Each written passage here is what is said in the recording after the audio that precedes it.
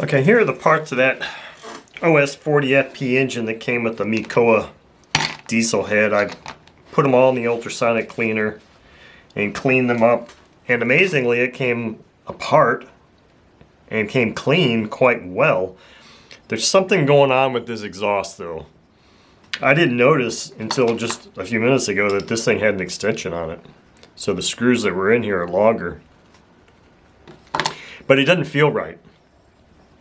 It feels heavy, like there's a buildup in here.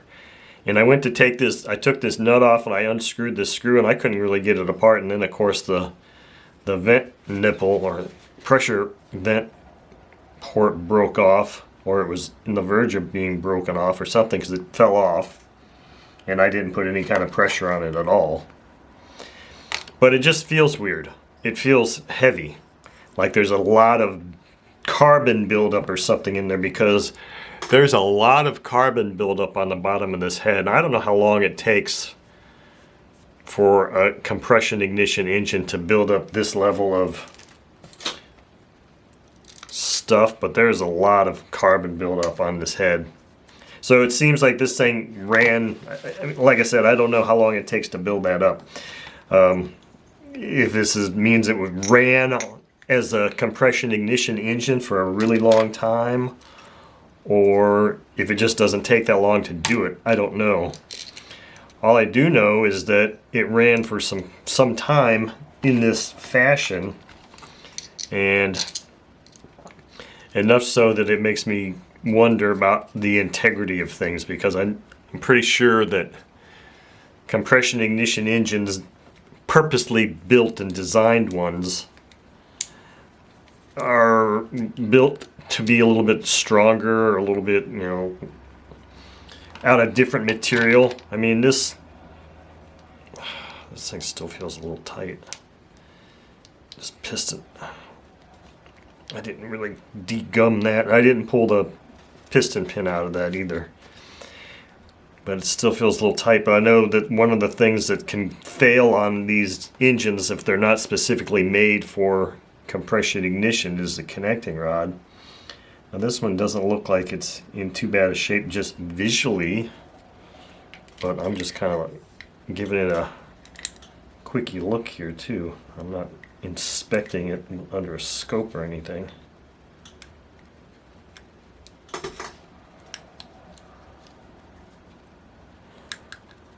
Come on, get on there. Top of the piston still got quite a bit of.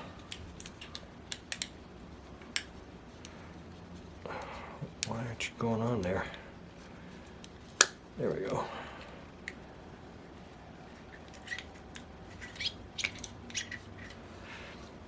So anyway, I'm just going to put this thing back together here real quick and show you these pieces and parts, and they don't really look all that bad.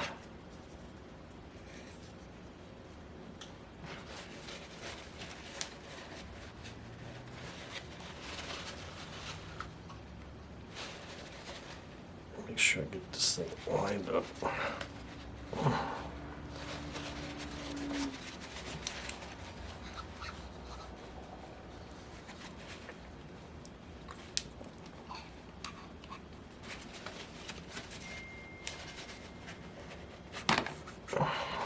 Because there's a pin on this that lines up the sleeve, and I really need to get that thing lined up. Okay, good. There we go.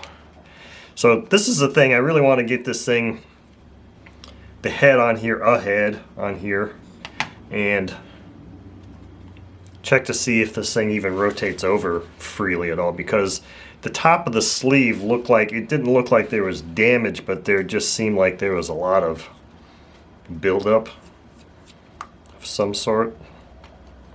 So I don't know how healthy this engine is going to feel. I may just throw this.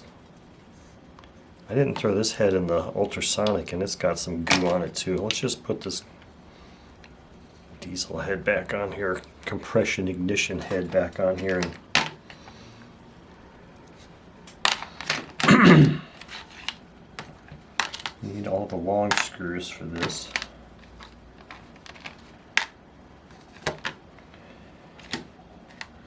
One, two, three, 4, 5, 6.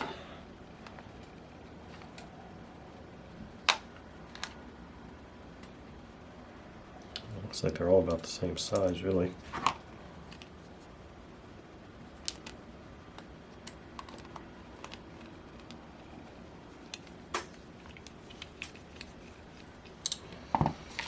Okay, so we'll just throw these screws in here, and I think I've got a little prop behind me that I can throw on this thing real quick and see if it'll turn over, and I'll have this compression, set way low.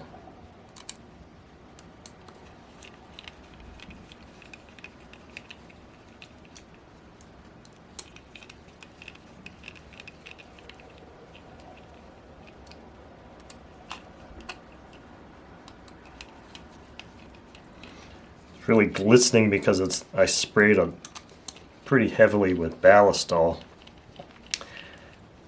And I like doing that with the spray can because when I've got a bin of parts like this, it's a lot easier just to spray lubricant all over everything than it is to apply it by hand.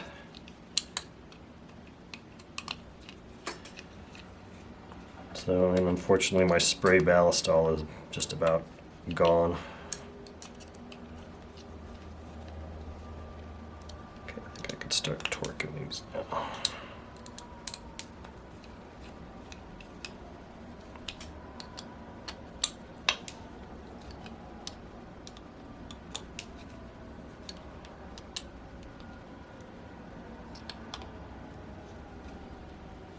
Alright, I know I don't have the rear cover on, but I'm going to see if I can grab a prop here real quick.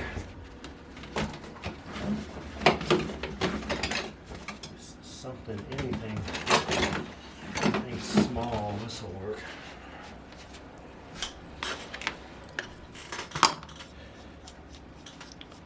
Old school top flight prop. 9.6. 9.6 is probably actually not a bad size prop for this. If it was a glow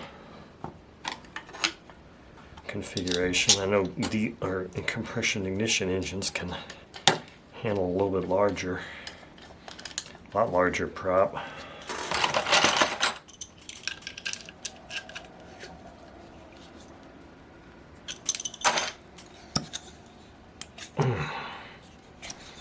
It turns over, it's got compression. It's got a lot of compression. I should have that screw almost all the way out. Oh, wow. Maybe it's just because it's worn in.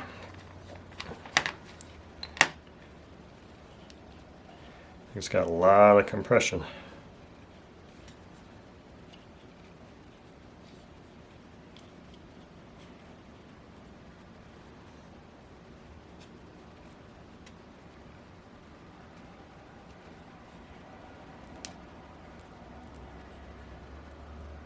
Another one of these gasket things.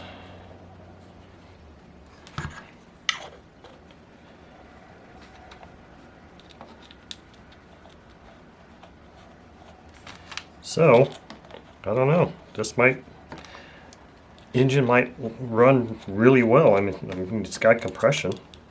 I mean, what more can you ask out of a two-stroke engine that's as simple as this? If it's got compression and the carb works, it should run.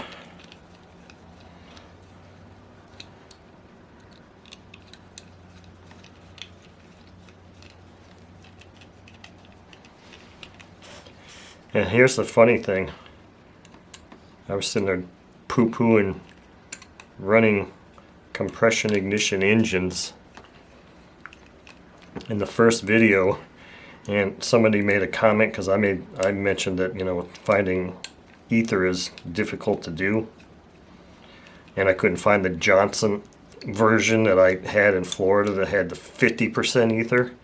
Well, some person commented on that video about, well, try John Deere. You should be able to get John Deere starter fluid up there.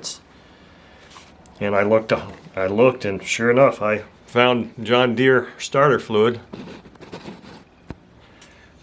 $14 for a little bottle of it. But it's 80% ether, and guess what? I bought it.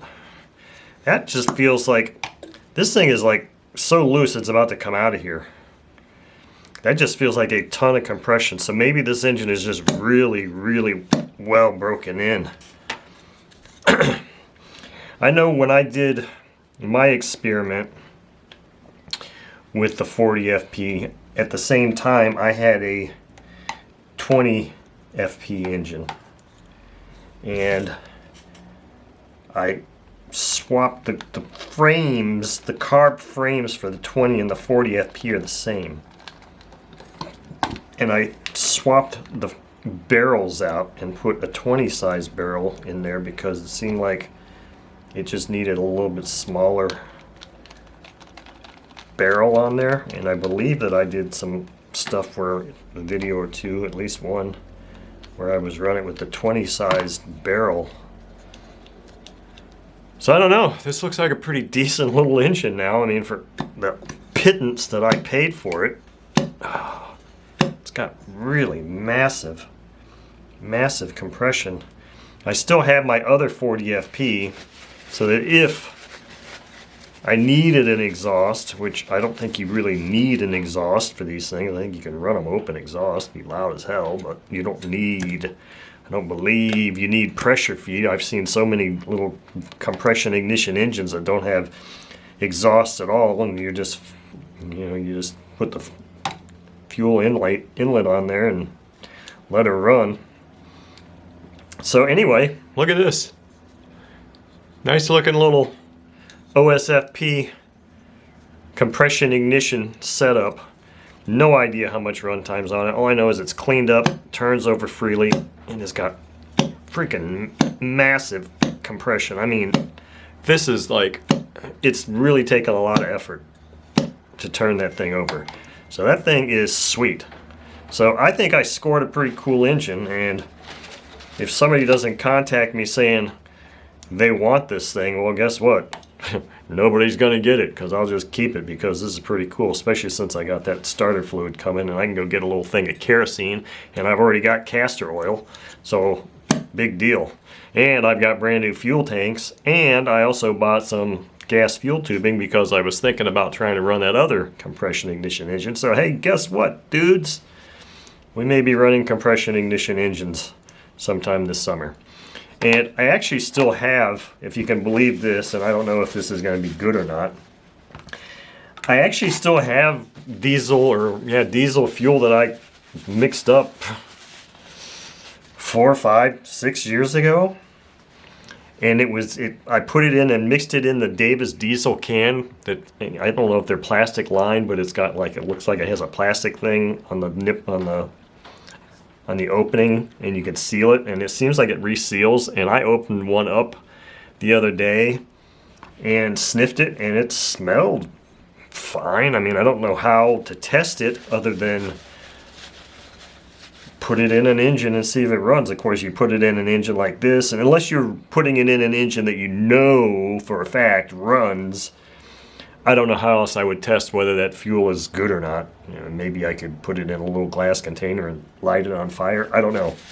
I don't know if the ether is still valid in there or not, but it seemed like these things were sealed. It seemed like I still had quite a bit, like maybe even a quart. So I was looking for new ether just because of the fact that I wasn't certain that that stuff would still be good or not.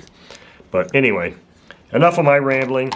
There's this nice new to me, OS40 FP with a MECOA diesel head, yet again on my channel and in my possession.